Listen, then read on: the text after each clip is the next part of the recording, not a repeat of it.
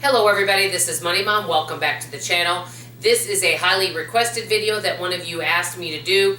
You wanted to know what are time wasters that I am guilty of, and I'm going to get started today and tell you about 7 of them. And I think some of them are going to actually surprise you because they're not typical time wasters that you hear people. If you hear someone say that I'm wasting time, one typical way that maybe somebody wastes time is being on social media or watching TV. But I'm going over some time wasters here that some of them have stolen a lot of joy out of my life, and I'm working to turn that around now, and that's why I felt so very led to do this video. Let me start with number 1.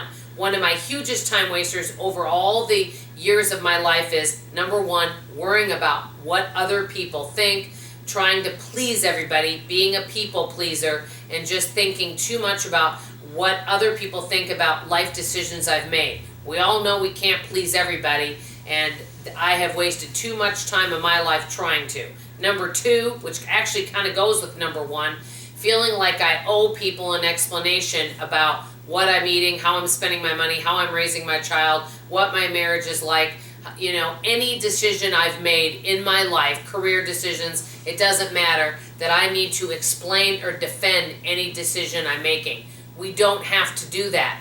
Actually, I'm making improvements and strides on some of these areas, but I definitely have more improvements to go. And I think it's all about setting boundaries. So, feeling I need to explain or defend my decisions to other people, I've wasted way too much time, and it's caused so much stress in my life over all my years. Maybe some of you can relate.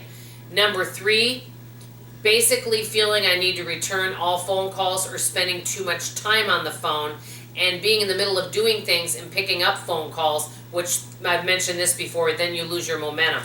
Number 4, and this kind of goes along with number 1 and number 2, spending too much time comparing myself to other people and maybe feeling discouraged because other people are better at things such as preparing for the future, time management, losing weight, anything. You know, it could be anything you could think of. There's always going to be someone that's better than us. But I've mentioned this before too. It's really important not to compare ourselves to others, but let's compare ourselves now to what we were 6 months ago.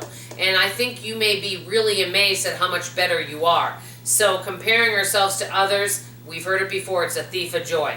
Number 5, allowing multiple interruptions to get in the way of getting things done.